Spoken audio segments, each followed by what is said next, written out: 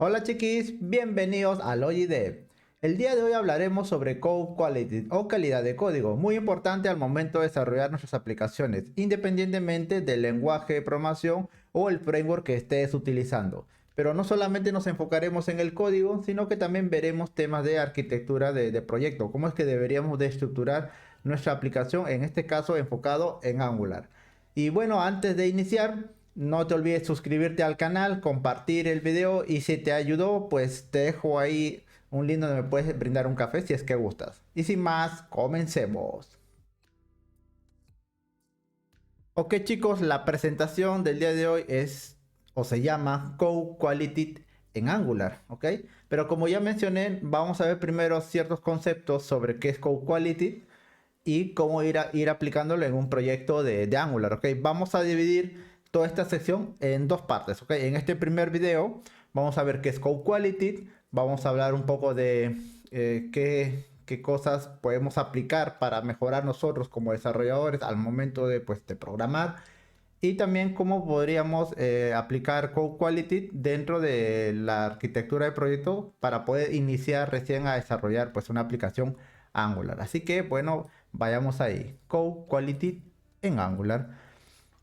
Bueno, me presento, ¿no? Ya saben quién soy, pero bueno, para los que no, mi nombre es Jimmy Dolores, soy frontend developer, soy de Perú y actualmente pues tengo este canal llamado Logidev.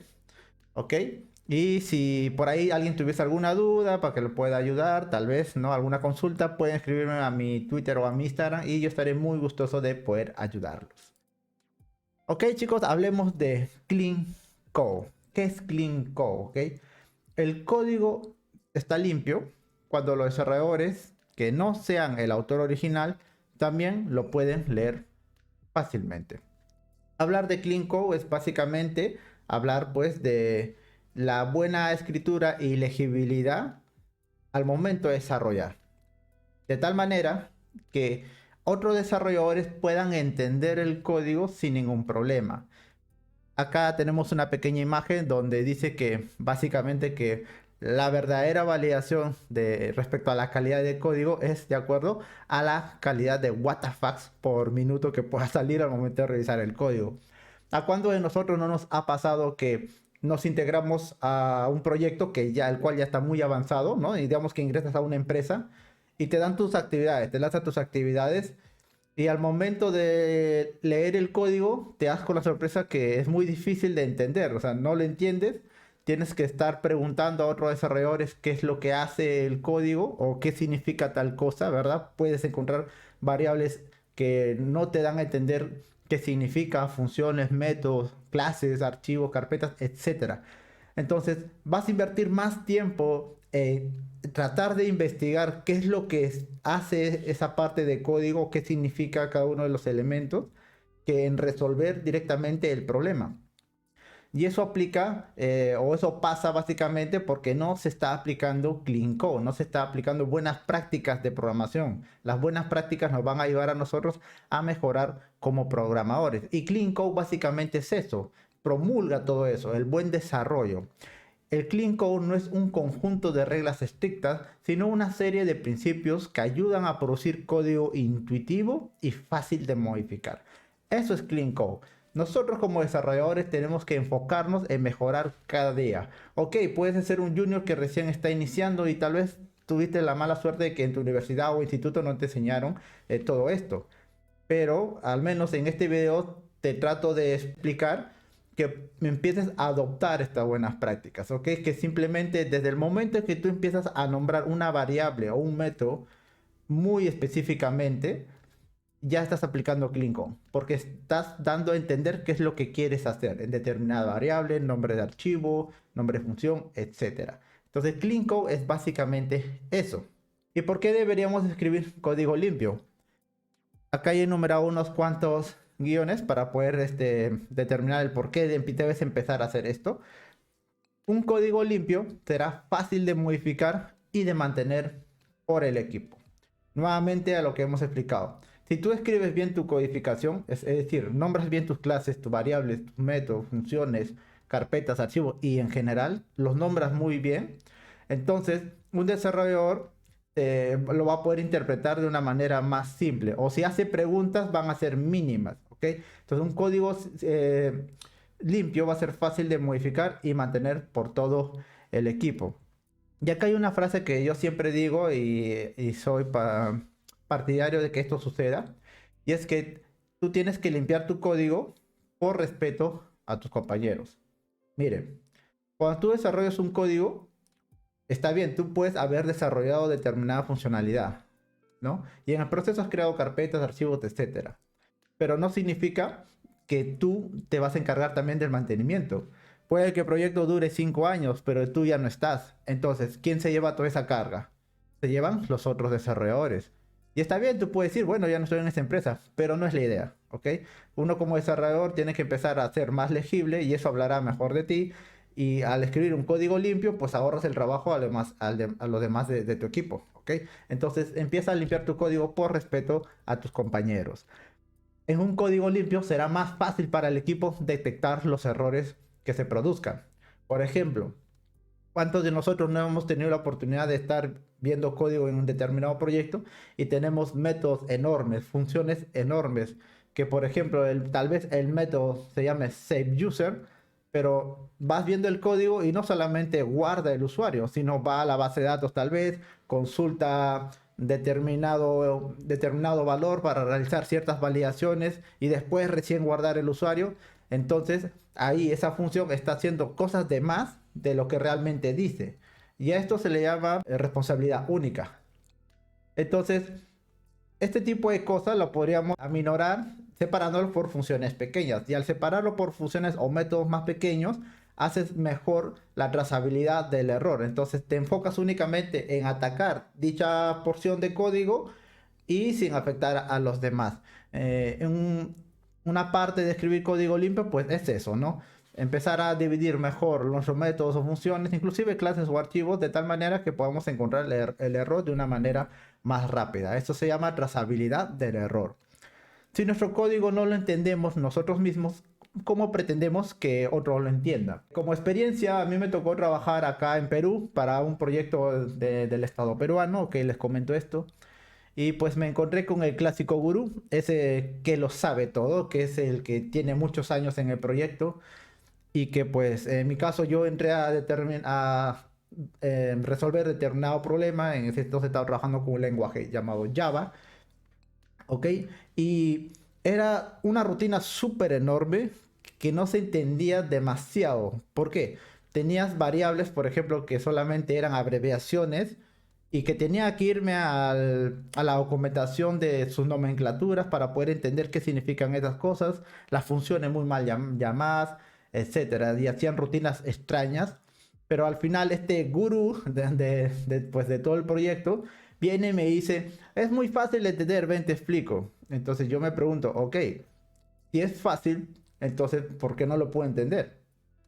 Y bueno, entonces el chico en el proceso me está explicando y se detiene y me dice, "Oh, espera un momento, ¿por qué hice esto?". No sé si a ustedes les ha pasado que le intentan explicar determinada porción de código, se detienen y se empiezan a cuestionar ellos mismos del por qué hicieron eso o por qué lo hizo él.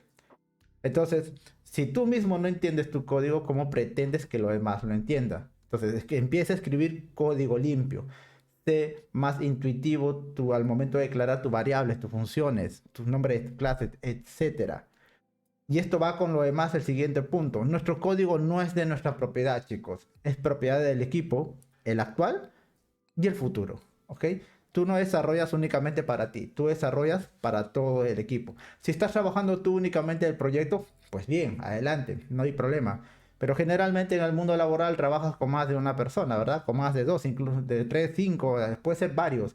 Entonces, al momento tú de desarrollar, tienes que aplicar las buenas prácticas y aplicar Clean Code, ¿ok? Teniendo en cuenta que tú no programas únicamente para ti, sino que para todo el equipo, el actual y el futuro.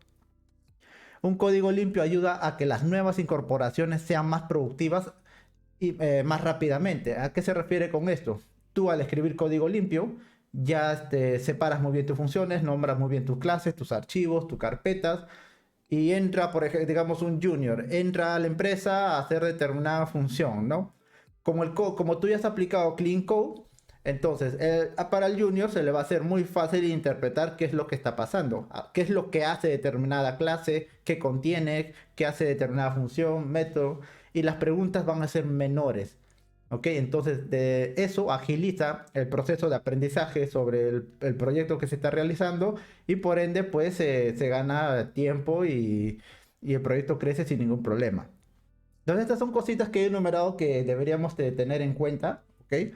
Al momento de aplicar Clean Code, es decir, el por qué deberíamos de aplicar código limpio. Empiecen a aplicarlo y verán pues la diferencia de acá a unos meses de cómo es que realmente va a fluir tu desarrollo.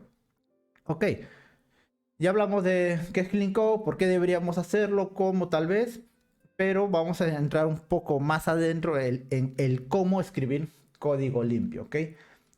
¿Y cómo podemos hacerlo? Aplicando algunos de los principios generales de diseño de Clean Code. Y el primero que tenemos es KISS. Keep up simple stupid. O sea, como le dice, manténlo simple estúpido. ¿De qué trata esto?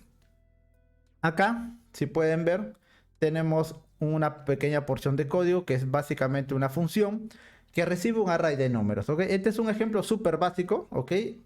Puede ser en cosas mucho más complejas, pero la idea es la siguiente, que en este método que recibe un array de números va a retornar otro array de números, pero para el proceso se hace muchas cosas que son innecesarias. Por ejemplo, acá se está creando un array llamado mNumbers y luego iteran el array que se está enviando como parámetro y hacen la validación si es un número par. Si es un número par, entonces van agregando el elemento hacia el nuevo array event number y ese array es el que se retorna. Esto funciona y está bien, pero puedes hacerlo mucho más simple, como esto. Es la misma función, recibe los mismos parámetros y retorna el mismo valor. Pero ¿cuál es la diferencia? Estamos usando las funcionalidades, en este caso es JavaScript, las funcionalidades de ECMAScript 6 y tiene una función llamada filter. Filter en sí ya te dice qué es lo que hace. ¿Ok? Hablando de código limpio. Filtro. ¿Ok? ¿Qué vas a filtrar? ¿Sobre qué? Sobre un array de números. Sobre este array, sobre una lista de elementos voy a filtrar. ¿Ok? Ahora dime cuál es la condición para yo poder realizar el filtro. Y ahí es donde se ingresa pues la validación para saber si es un número par en este caso, ¿no? Y simplemente hacemos un return de eso. ¿Por qué? Porque la función filter lo que retorna es otro array. Es el mismo array del mismo elemento, ¿ok? Del mismo tipo de dato. Esto es más simple a todo esto que está acá. Y de esto se trata KISS, Keep It Simple Stupid. Es decir, hacerlo lo más simple posible. Antes de ponerte a codificar a lo loco, piensa en cómo lo desarrollas, cómo lo desarrollarías, ¿ok? Puedes inclusive hacerlo a papel si es que gustas. Una vez que tengas una idea general, lo haces y luego que trata de refactorizarlo, ¿ok? Es decir, cómo lo podría hacer más simple.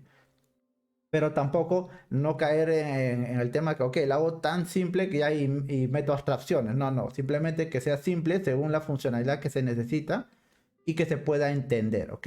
Entonces, apliquemos keys. ¿Qué más tenemos? También tenemos dry, el don't repeat yourself, es decir, no repitas cosas, no repitas elementos. Y esto se aplica hablando netamente del desarrollo web, se aplica a archivos, carpetas, clases, componentes, etcétera, etcétera. Siempre en el desarrollo web vamos a tener cosas que vamos a tener que reutilizar en muchas partes de nuestra aplicación. En este ejemplo tenemos una función llamada getEventNumber, que es el mismo que hemos visto hace poco, pero esa función la utilizan en muchas partes de la aplicación. Entonces, en vez de estar creando en cada parte de la aplicación esa misma función, lo que se hace es crear esa función y exportarla. Entonces, tenemos una única función que se va a reutilizar en los demás partes de mi código, ¿no? Y esto aplica a programación web, backend, plataforma, etcétera. Dry. Don't repeat yourself. Crea una vez y luego simplemente reutiliza. Luego tenemos el YAGNI o You Are Gonna Need It, que es básicamente no lo vas a necesitar. Esta terminología viene de la programación XP, la programación extrema, y dice lo siguiente. Siempre implementa las cosas cuando realmente las necesite. Nunca cuando prevea que las necesitará. Cuando uno empieza con el desarrollo y quiere aplicar buenas prácticas, ¿ok? Y buenas prácticas también implica un tema de patrones de arquitectura, patrones de diseño y demás cosas. Entonces, a veces caemos en la sobreautomatización de las cosas. A nivel de codificación, creamos rutinas que creemos que vamos a utilizar más adelante, pero cuando acabe el proyecto y inclusive pasa tiempo, te das cuenta que nunca usaron dicha funcionalidad o creaste una rutina pensando que iba a hacer otras cosas adicionales cuando al fin y al cabo nunca se usó, nunca pasó esa casuística. Entonces, ese tiempo que tú has implementado en crear eso, ¿no? Para supuestamente se va a usar más adelante, pues es tiempo perdido, es tiempo muerto, es tiempo que puedes haber empleado en lo que realmente se necesitaba en el momento. Entonces, yo como recomendación hago que aplico bastante esto. Solamente debo empezar a desarrollar las cosas que se necesitan en el momento, no teniendo tanto en cuenta que qué es lo que va a necesitar a futuro, sino teniendo en cuenta lo que se necesita en el momento. No hay que entrar en el tema de la sobreautomatización, ¿ok, chicos? Igual, si ustedes tuviesen algún comentario respecto a esto, pónganlo ahí, yo lo estaré leyendo y pues podemos debatir de estas cosas. También tenemos el readable before concise, básicamente significa legible antes que conciso. El código no solo debe funcionar y ser interpretado por la máquina que lo ejecuta, sino que también debe ser comprensible para otros desarrolladores. Lo mismo de Clean Code. Tú no desarrollas únicamente para ti, sino que también desarrollas para tu equipo. ¿Ok? Y esto aplica básicamente al nombrado de carpetas y archivos, variables, métodos y funciones, clases y estructuras de control. Y puede que otros archivos de más, pero yo he considerado estas como las principales. Pueden haber otros más, pero la idea al final es lo mismo, chicos. Por ejemplo, acá tenemos una función que es get sumatoria, o sea, obtener la sumatoria de qué? De un arreglo de números. ¿Ok? Hasta aquí todo bien, ¿verdad? El nombre de la función me parece correcto, me parece bien, me dice qué es lo que hace. Ok, va a obtener una sumatoria. ¿Una sumatoria de qué? De un array de números, ¿vale? Y luego dentro, si pueden ver, tienen una función llamada reduce. Luego tiene una variable p, una variable c, y esa variable p con esa variable c la suma y luego retorna un 0 si es que no hay nada. Y ese valor lo almacena en una variable llamada s y retorna s. Entonces, si bien el nombre me dice qué es lo que va a hacer, internamente no se entiende. Imagina que esto lo vea un junior o alguien que no tenga experiencia con la función reduce de JavaScript respecto a los arrays. Entonces va a tener que invertir tiempo en averiguar qué significa P, qué es C, ¿no? Y por qué se suma P más C. No se sabe lo que hace. Para que se entienda, en vez de arreglo, vamos a llamarle numbers, ¿ok? Es un arreglo de números, entonces también llamarlo numbers. Y sobre numbers aplicamos la función reduce. ¿Qué es lo que hace reduce? Va a coger el valor previo y con el valor actual. Y esos valores se van a sumar. Entonces, el simple hecho de nombrar previous value y current value ya le da al desarrollador la idea de qué es lo que está haciendo. Y yo como junior diría, ok, se está sumando el valor anterior más el valor actual. Y si es que no hay algún valor, entonces simplemente me va a retornar un cero. Entonces, ese resultado al final se va a almacenar en una variable llamada sumatoria, summation, ¿no? Y retorno eso. Entonces, esto es más conciso, es más legible y es más fácil de entender. Y acá les doy un tip. Y es el siguiente, y esto se aplica a las funciones y los métodos, ¿ok? Un buen nombre de método o función dice qué es lo que hace, pero no cómo lo hace. No sé si ustedes han visto por ahí en algún proyecto o tal vez algo que implementa algún framework donde diga, por ejemplo, el nombre, el clásico, get user by ID o get event by ID, ¿no? El by ya te dice el cómo lo hace, es decir, ok, get user, voy a obtener el user por ID. Entonces, eso es algo redundante porque para tú obtener el usuario por ID se supone que tienes que pasar un parámetro, ¿ok? Entonces, yo lo nombraría getUser. Ok, voy a obtener el usuario. Entonces la función o método me dice qué es lo que hace. GetUsuario es una función. Ok, me va a traer un usuario. Pero ¿cómo me lo va a traer? Y como parámetro paso la variable IDUser. Ah, ok. Entonces vas a traerme el usuario y para poder traerlo vas a usar el ID de usuario. Este es un ejemplo, ¿vale?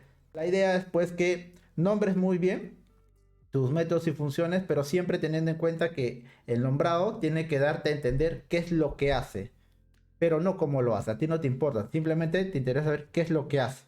Y así tienes que ir empezando a mejorar, a empezar a declarar mejor tus funciones, tus métodos y bueno, todo lo que dice acá, carpetas, archivos, variables, métodos, funciones, clases, estructuras de control, etcétera.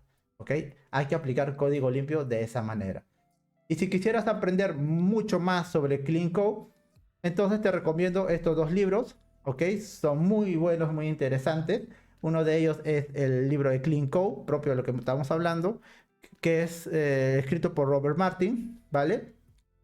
No solamente habla netamente de codificación, sino también habla de estructura de carpetas, estructura de archivos. Se habla también de refactorización, cómo refactorizar, cuándo deberías refactorizar, ver la viabilidad si realmente vale la pena refactorizar o crear determinadas funciones o métodos. Todo está acá en este libro, es muy bueno, recomendable, así que pues a leerlo. El otro libro es Clean JavaScript. Esto ya es igual, Clean Code, pero aplicado a JavaScript. Escrito por Miguel Gómez, ok, es muy recomendable. También se ven principios Solid, que es parte también de la calidad de código, y temas de testeo. Muy buen libro, se los recomiendo. Ok, ahora hablemos sobre buenas prácticas en Angular. Ya sabemos qué es Clean Code, ahora vamos a ver cómo podemos aplicar todo esto aprendido pues dentro de un proyecto de Angular. Les dije que el proyecto o este video se va a hacer en dos partes, ¿ok? Ya que es un tema un poco extenso. Sé que no vamos a ver código en sí a nivel de que yo esté codificando, sino va a ser más temas de conceptos. Es muy importante en sí, por eso lo voy a dividir en dos partes. Primero vamos a hablar sobre la estructura del proyecto, cómo empezar a implementar Clean Code al momento de estructurar un proyecto. Y luego veremos temas de sintaxis. En sintaxis veremos ya temas de las propias reglas de codificación de Angular, cómo escribir determinadas partes, ¿no? Al momento de crear elementos de Angular, etcétera. Así que empecemos con esta primera parte. Estructura de proyecto. Estructura de carpetas. En Angular organizamos nuestros componentes a base de módulos, ¿ok?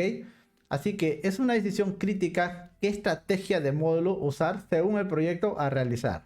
Siempre que nosotros empecemos a desarrollar con Angular, sabemos que para poder distribuir nuestra aplicación vamos a usar módulos, ¿ok? Siempre. Si tú quieres compartir uno o más componentes, vas a tener que hacerlo a través de módulos, ¿ok?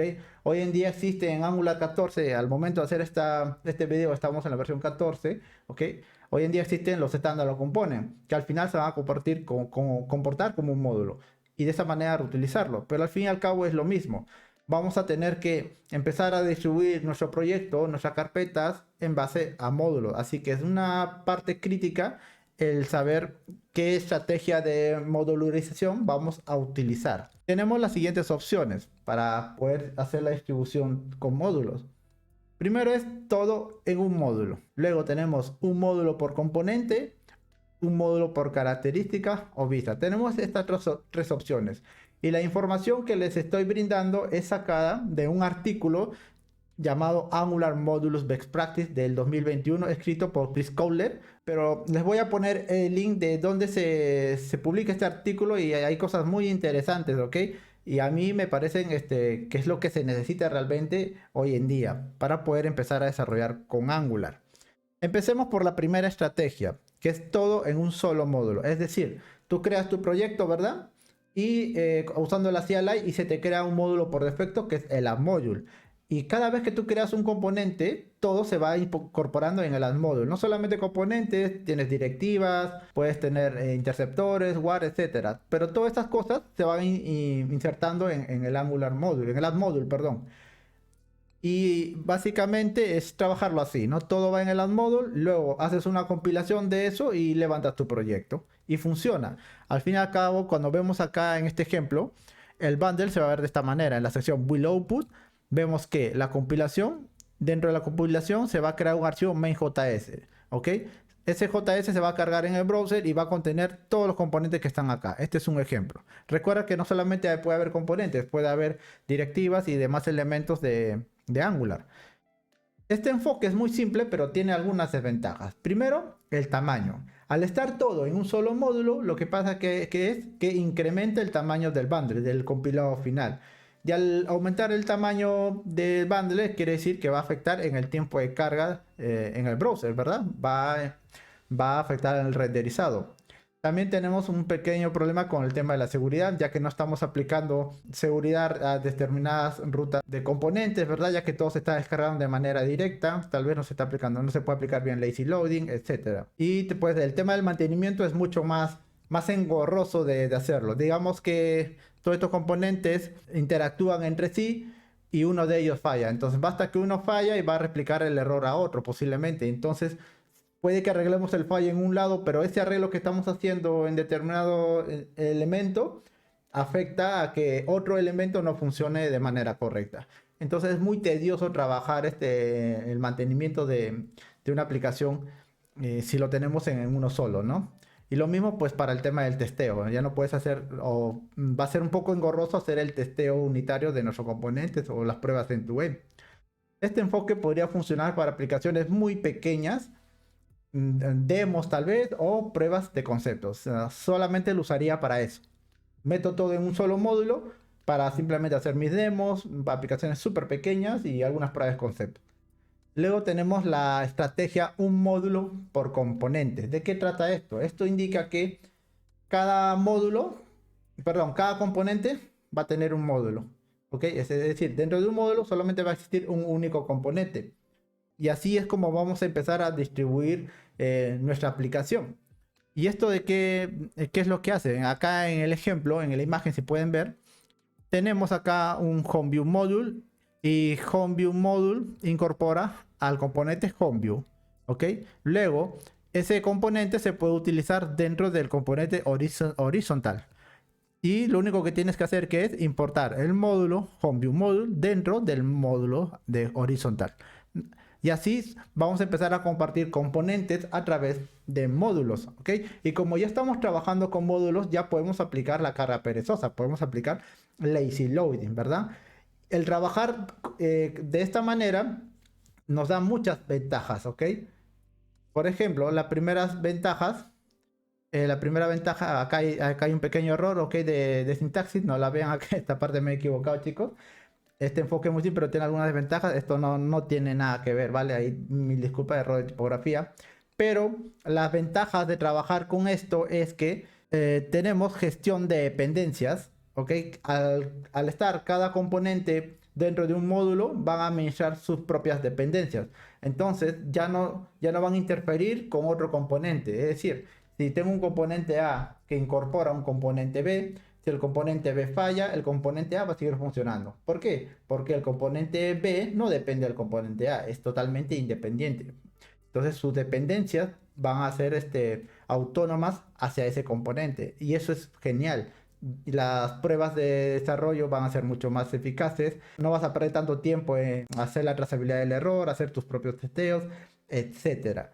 Y al estar trabajando ya con lazy loading, eso afecta obviamente al tamaño, ya el bundle se hace más pequeño, la aplicación de carga inicial, ¿verdad? Vemos acá el build final. Tenemos un main.js donde únicamente inicialmente se cargan estos componentes. Luego los otros componentes, ya que se está aplicando lazy loading, se van a ir cargando según la necesidad. Es decir, cuando ingrese el usuario recién se va a descargar el archivo. Luego también tenemos otro archivo llamado common.js, ¿no? Que podríamos tenerlo como pues elementos comunes a toda la aplicación, y también la podemos descargar según la necesidad. Esto obviamente que como el tamaño ya es menor, por ende el tiempo de carga es mucho más rápido y el mantenimiento de toda nuestra aplicación va a ser más rápida también y va a ser mucho más fácil de hacerlo. Algunas desventajas: vamos a tener demasiado código repetitivo, es lo único, ya que al estar trabajando con un componente por módulo, vamos a estar repitiendo constantemente tal vez las importaciones de las dependencias. Pero solamente es eso, es solamente código repetitivo. pero ante todas las ventajas que me ofrece, pues yo no me daría problema por esa parte nada más. Lo usaría, o este enfoque lo usaría para crear librerías, ¿ok? Bastante. Lo usaría este enfoque bastante en eso. ¿Por qué? Porque cuando tú creas librerías en Angular, vas a exponer módulos, ¿verdad? Y ese módulo internamente lo que va a exponer que es un componente. Por ejemplo, Angular Material. Angular Material exporta sus componentes en base a módulos. Y si yo quiero utilizar el componente MathButton, me tengo que importar el módulo MathButton Module. Y ese módulo, pues ya me da ese componente. Y así, entonces esta estrategia es genial para poder crear librerías. Por último, tenemos un módulo por característica.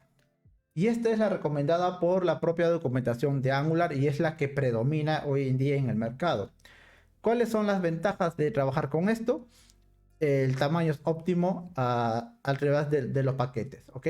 Cuando trabajamos un módulo por característica o vista, significa que vamos a englosar cierta parte de nuestra aplicación en un único módulo. Por ejemplo, nosotros acá tenemos el Home View, el Search y el Album View. Y todo eso puede estar inmerso en un único módulo. ¿Ok? Pero teniendo en cuenta que lo estamos poniendo en un único módulo estos elementos porque hacen uno solo, que al fin y al cabo es parte de determinada vista, ¿no? Digamos que tu vista es un dashboard. Y para el dashboard necesitas un contenedor y dentro de un componente container y dentro del container llamas a un componente llamado formulario A y un formulario B. Entonces tienes tres componentes. Esos tres componentes van a ir dentro de un único módulo y simplemente lo usas, ¿no? Vas utilizándolo. Estoy agregando componentes y otros elementos dentro de un solo módulo, teniendo en cuenta que todos estos son necesarios para determinada vista o para determinada característica de mi aplicación. ¿Qué consigo con esto? Al igual que la estrategia anterior, sigo teniendo un tamaño óptimo de paquetes, ¿ok? Está bien, estoy agregando más componentes sobre un módulo, pero sin embargo el tamaño sigue siendo óptimo. Ya que estoy trabajando con módulos, estoy aplicando lazy loading y por ende pues el tiempo de carga también se ve afectado, ¿no? Ya el bundle es menor, al ser menor se recarga de una manera más rápida, ¿verdad? Podemos dividir nuestra aplicación de acuerdo a jerarquías, ¿no? Jerarquía de módulos, es más subdivisible. Si por ahí, por ejemplo, queremos desacoplar de determinado flujo de negocio, ya que estamos trabajando con módulos, va a ser mucho más fácil, ¿no? Simplemente cogemos esa porción, la desacoplamos en otro módulo y eso sería todo. Simplemente trataríamos de arreglar unas cuantas dependencias nada más y listo. Es mucho más fácil trabajar bajo este enfoque. Y por ende, pues también tenemos un mejor mantenimiento, ¿no? De cada una de las cosas. Y como dije, este es el recomendado en la documentación oficial de Angular, ¿ok? Entonces, acá te ofrezco tres formas de poder modularizar tus proyectos Angular, ¿no? De tal manera que te dé una visión general ya de cómo empezar a estructurar las carpetas de tu proyecto Angular, ¿ok? Recuerden, esto te va a ayudar a qué estrategia utilizar, cómo vas a modularizar toda tu aplicación. Luego, cuando tú escojas una estrategia de modularización, vas a tener que ahora ver cómo afecta esta estrategia a tu estructura de proyecto. Y acá yo les voy a dar unas recomendaciones, es en base a mi experiencia, ¿ok? Recuerden que no existe una única manera de estructurar tus carpetas. Lo único que hay son recomendaciones en base al estudio y experiencia en múltiples proyectos. No existe una forma, chicos, de establecer. Hay recomendaciones nada más, pero no hay una regla que te diga hazlo así. ¿Ok?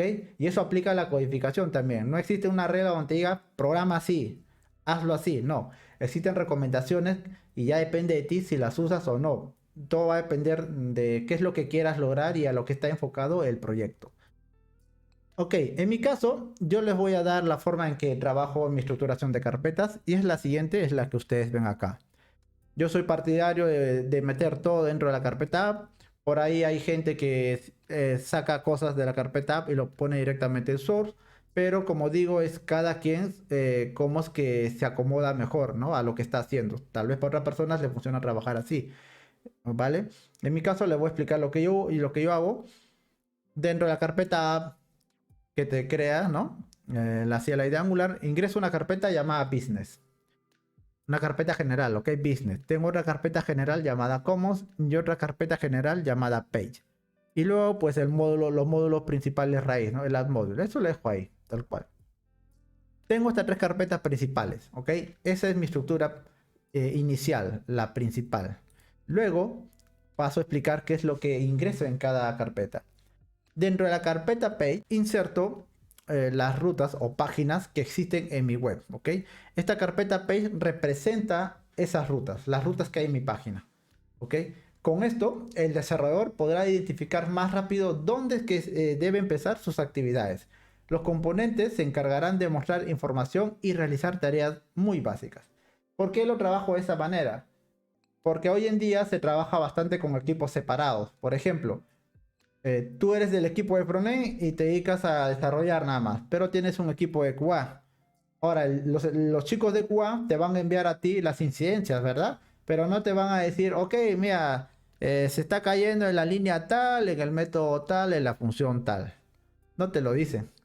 Lo que hacen es que enviarte una captura de la URL donde se está mostrando, ¿verdad? O sea, la página, en qué sección de la aplicación está fallando y si es que hay con alguna captura de error dentro del log, ¿no? Dentro de las opciones de desarrollo, pues te mandan esta captura y te empiezan a explicar, ¿no? Dice clic acá o no hace este botón no ejecuta esta parte del proceso, etcétera. Pero la idea es que QA lo que hace es básicamente enviarte imágenes y explicarte qué es lo que hizo para producir el error. O sea, eso te dan a ti. Eso pues no te dice nada. Imagina que eres nuevo y te dan eso. Vas a tener que navegar en el proyecto y vas a tener que ver dónde es que se pinta ese componente, ¿no? Entonces vas a invertir tiempo en buscar eso y eso es pérdida de tiempo. Entonces, ¿qué es lo que hago yo? Para no perder tiempo y sabiendo cómo es que trabaja QA, lo que hago es crear esta carpeta page, representa toda la jerarquía de rutas que tengo. Entonces, si por ahí, por ejemplo, el error de QA me dice, oye, ¿sabes qué? QA me manda la imagen, ¿no? Y la URL. Y en la URL veo que dice dashboard page, product page. Dashboard page, product page, ¿no? Dashboard page slash product page. Ok. Entonces, tú como desarrollador simplemente vas dentro de páginas, te vas a dashboard, ok, hice la ruta y luego me voy a la ruta de product page. Listo, llegué de manera rápida. Entro a product page y veo qué componente está pintando. Y listo, ya hice la trazabilidad de una manera más rápida y eficaz. Ahora, estos componentes que van a estar, porque al fin y al cabo trabajamos con componentes, ok, se van a encargar únicamente de mostrar información y realizar tareas muy básicas. No es que estos componentes van a desarrollar la lógica del negocio, ¿ok? No es que este componente se va a encargar de realizar peticiones HTTP. No. Estos componentes llamados page, ¿ok? Es algo que yo los nombro así, pero al fin y al cabo es un componente. Simplemente se encargan de mostrar información y tal vez realizar alguna tarea muy básica, nada más. Un for, un get, algo simple, ¿ok? Pero la idea principal de los elementos que están dentro de Page, pues es esa, ¿no? Darme a mí como desarrollador la manera más fácil de identificar dónde estoy, dónde se ha producido el error, ¿no? Teniendo en cuenta, pues, los chicos de QA. Luego en la carpeta principal Commons tengo lo siguiente. Aquí irán todos los artefactos que serán comunes y reutilizables en toda la aplicación. Componentes, service, pipes, etcétera, etcétera. ¿Ok? Dentro de una aplicación Angular siempre vamos a tener cosas que vamos a reutilizar, ¿verdad? Puede ser componentes, pipes, etcétera. Cualquier artefacto de Angular puede ser reutilizable en toda la aplicación. Entonces, teniendo en cuenta la estructura principal inicial que les he dado, tengo una carpeta principal que está dentro de app llamada Commons. Todas las cosas que van a estar ahí es común a toda la aplicación, ¿vale? Toda la aplicación se van a reutilizar ahí. Y esta es la estructura de la carpeta Business. En esta carpeta se distribuyen los flujos del negocio, ¿ok? Esto ya tiene que ver ya netamente pues con el desarrollo en sí. Les comenté que la página de Page es únicamente muestra un componente, ¿verdad? y simplemente pinta información. Y al final el componente que se está incorporando ahí puede estar dentro de la carpeta business.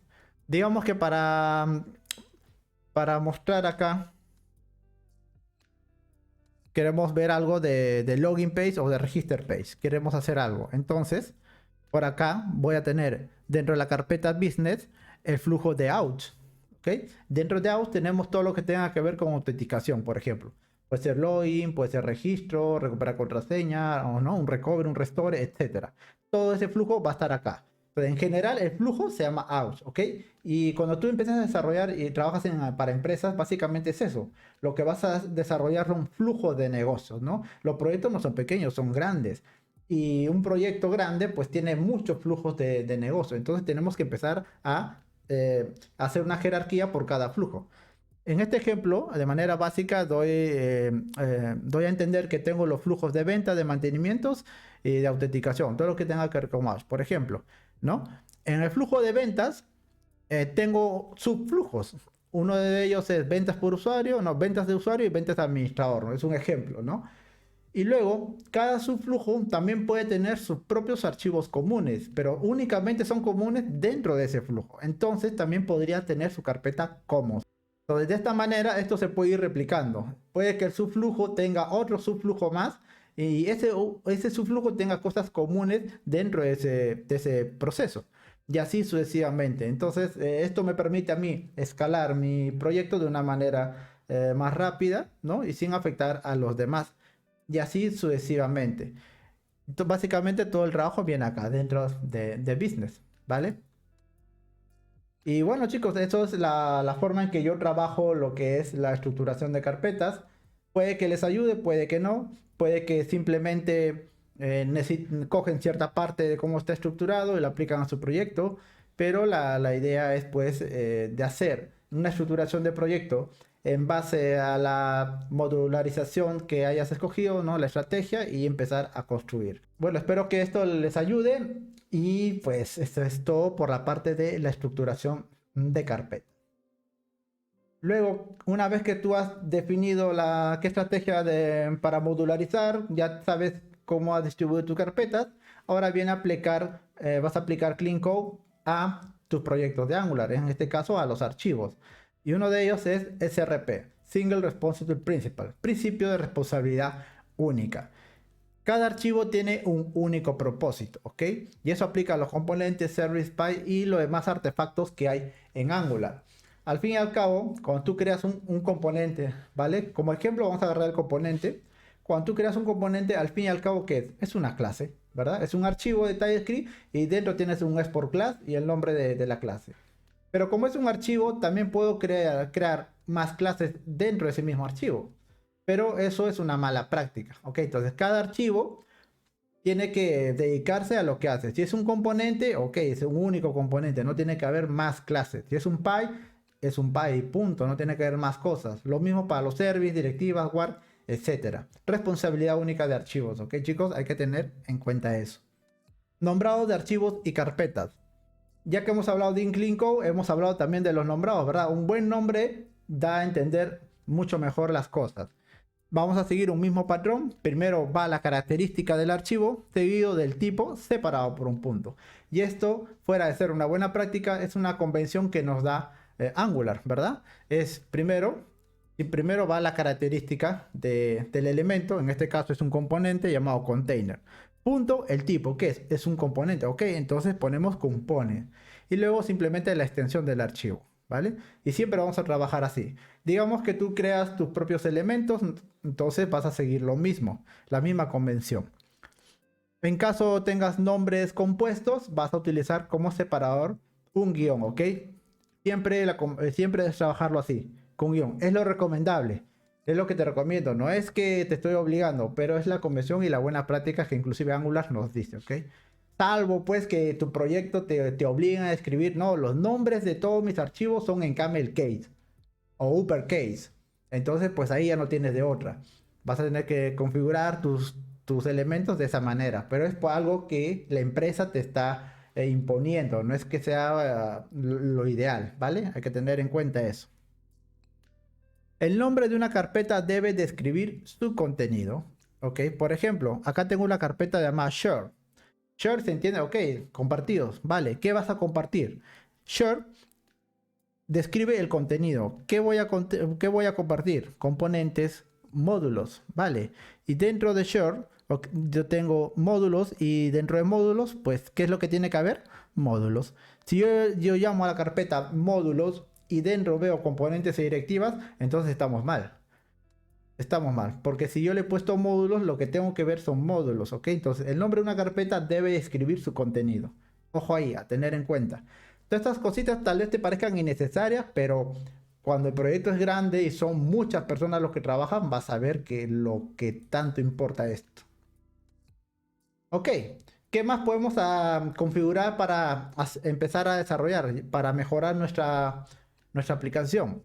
Podemos usar los patch alias, ¿vale? Con esto simplificamos las rutas y hacemos que el código sea más fácil de leer y mantener. Esto estoy seguro que muchos de ustedes han visto en sus proyectos de Angular. O no solamente en Angular, sino en alguna otra librería o framework de JavaScript. Las importaciones sobre rutas relativas enormes, como el ejemplo que ven acá, ¿verdad? Esas importaciones súper grandes, ¿verdad? Como el proyecto también es enorme, puede que estés llamando desde un proyecto que esté por debajo, ¿verdad? A nivel de jerarquías, e intentas llamar algo que está al inicio, y eso pues te va a crear varias rutas, varios slash, ¿verdad? Por las rutas relativas. Para evitarnos eso, podemos configurar nuestro archivo de tcconfig dentro del atributo compiler option, ¿ok? Angular trabaja con TypeScript y tenemos un archivo llamado tcconfig y dentro de ello tenemos la opción compiler option. Dentro de compiler option vas a agregar un atributo llamado patch, ¿ok? Y luego dentro de patch, que es un objeto, vas a agregar identificadores. Esos identificadores van a ser el key, ¿no? Valga la redundancia, con la cual vas a empezar a importar tus cosas. Por ejemplo, acá tenemos un identificador llamado @models-interface /asterisco, ok, tienen que poner este comodín, y luego como valor va a ir dentro de un array, ok, dentro de corchetes, la ruta, ¿no? Source, app, como, model interface, /asterisco, ¿no? Y siempre el comodín. Y lo mismo vas a hacer para los demás elementos. Tú vas a empezar a distribuir, vas a empezar a crear tus propias rutas personalizadas. De tal manera que ahora las importaciones se van a ver así, como pueden ver acá, miren. Y user, miran cómo se establecía. Me enviaba la ruta relativa, /model, /user interface. Ahora simplemente pongo @model-interface, /user.interface. Esto es más legible, es más fácil de entender, ¿verdad? Que todo esto. Y si quisiera saber a dónde, qué significa @model interface, cuál es la ruta, únicamente tengo que irme a un único archivo y verificarlo. Y de esa manera haces más fácil también la búsqueda de elementos, ¿vale? Entonces este es un buen tip para que puedan aplicar a su proyecto antes de inicializarlo. Y también si que en el proceso van apareciendo nuevas cosas, simplemente las agregas ahí y eso sería todo. También podemos aplicar single responsive, ¿ok? Responsabilidad única a componentes. Los componentes grandes añaden complejidad, por ello debemos dividirlo en pequeños componentes. Esto simplifica su mantenimiento y pruebas unitarias. Lo mismo que crear una función o un método, como expliqué, ¿no? Hace poco explicamos sobre una función que tenga en elementos, ¿verdad? Hace muchas cosas y la podemos subdividir en funciones más pequeñas y así poder trabajarlo y hacerlo más entendible la codificación. Lo mismo se aplica a los componentes. Puedes tener un componente súper grande y es complejo, entonces lo ideal sería subdividirlo en componentes más pequeños. De esta manera haces que las pruebas unitarias sean mucho más rápidas y además, si es que hay un error, pues ya atacamos el error únicamente en los componentes subdivididos, ¿verdad? Y eso pues nos va a ayudar a agilizar nuestro proceso de desarrollo. Ahora, también debes dividir los componentes entre Smart y Dump o Doom. Antes de crear un componente debemos medir su complejidad, ¿vale? Y cuando tú haces la división de determinados componentes que son súper complejos, vas a tener que identificar antes de ponerte a maquetar, es ver qué componentes van a encargarse únicamente de recepcionar información y qué componentes se van a encargar de manejar información. ¿ok? A esto se le llama componentes inteligentes y componentes tontos. Los inteligentes son aquellos que ejecutan lógica de negocio, gestionan datos, realizan comunicación hacia abajo y manejan o gestionan datos hacia arriba. En cambio, los componentes tontos simplemente reciben datos y los presentan. Puede ser que reciba la información con input, por ejemplo, un arroba input, y pues también emiten eventos como un arroba output, por ejemplo, ¿no? ¿Y por qué digo que los componentes inteligentes realizan comunicación hacia abajo? Es que el componente inteligente, digamos, tengo componente A, incorpora componente B. El componente A gestiona la información, digamos que recibe información, la gestiona para mandar un determinado valor al componente B. Componente B es tonto, entonces el componente B, ¿qué hace? Simplemente recepciona la información y la pinta, ¿ok? Y luego el componente tonto emite un evento, ¿verdad? Y en ese evento puede mandarme algún valor. Ese valor lo recepciono yo como componente inteligente, ¿ok? Componente A, lo recepciono y hago algo con esa información y luego lo mando hacia arriba, ¿ok? Porque hablando a nivel de jerarquías, pues puede que este componente inteligente forme parte de otro componente inteligente y así sucesivamente. Entonces tu componente o tu aplicación, mejor dicho, se constituye de componentes tontos y de componentes inteligentes. Entonces siempre tienes que tener en cuenta eso. ¿Y por qué es importante identificarlo? Porque si tú tienes un componente que es súper complejo, es mejor identificar quiénes se van a dedicar únicamente a recepcionar información y pues le doy prioridad a los componentes inteligentes, ¿verdad? Ya que el componente tonto, como solamente pide información, no hace nada de lógica, no gestiona estados, no hace nada de eso, entonces va a ser mucho más fácil desarrollarlo. En cambio, el inteligente no, va a hacer algunas cosas un poco más complejas, entonces le doy prioridad. Y de esa manera, pues ya distribuyes mejor tu trabajo, tú como desarrollador. Acá tenemos un pequeño ejemplo de un componente Smart y un componente Do, ¿no? Podemos decir que en esta parte que es un card donde únicamente se muestra información, es un componente tonto, simplemente muestra información, nada más, esa es su única función. Y luego a través de un botón llamado agregar al carro, me muestra un componente inteligente. Este componente inteligente, ¿qué es lo que hace? Establece precios, ¿verdad? Realiza operaciones matemáticas. Fíjese, por acá tengo un combo donde dice protege tu compra y me das estos elementos. Y en base a la selección de uno de esos elementos, adiciona el precio. Y así sucesivamente. Puede hacer muchas cosas. Es un componente inteligente.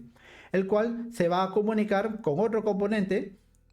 Y ese componente simplemente recepciona la información, ¿no? Este es un pequeño ejemplo, ¿verdad?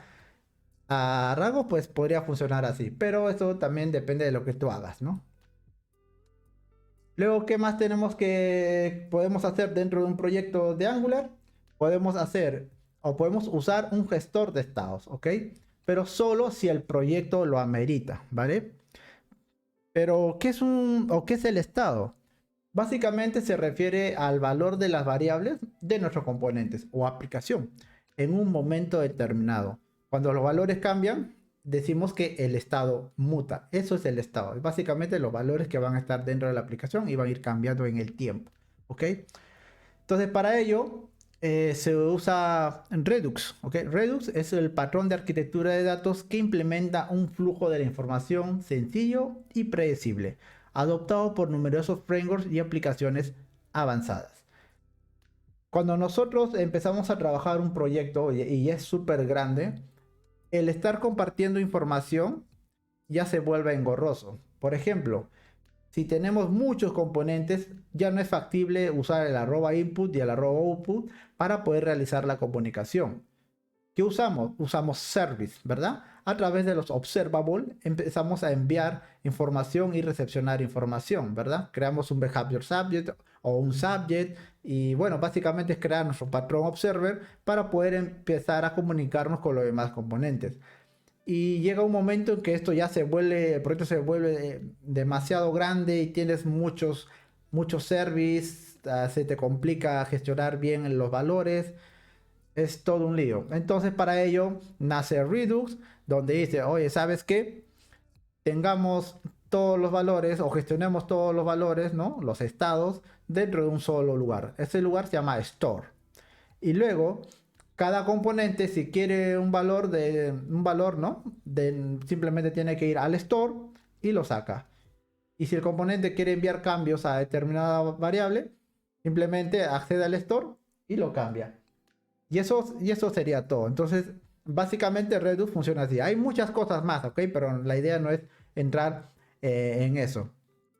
A nivel de Angular tenemos dos grandes librerías muy usadas. Existen varias, ¿ok? Pero yo considero estas las mejores. Tenemos NGRX y NGXS.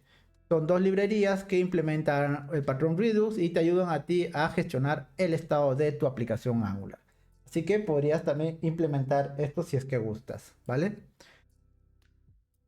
Ok, y bueno, eso sería todo por el video de hoy hasta esta parte, ¿vale? Y bueno chicos, muchas gracias por su tiempo. Espero que esta pequeña charla les haya ayudado y pues empiecen a implementar lo que es Code Quality, ya que te va a ayudar a ti a ser un mejor desarrollador y adoptar las buenas prácticas, pues que hoy en día son muy importantes. Además de ello, ya hemos aprendido qué estrategia de módulos usar, ¿verdad? Para empezar a realizar nuestra aplicación Angular, o sea, previo a desarrollarlo, ¿ok? Y hemos visto que esto impacta en el desarrollo o la estructuración de nuestro proyecto, ¿no? A nivel de carpetas y archivos y demás cosas. Y bueno, eso ha sido todo por hoy, chiquis. Espero pues que les haya gustado.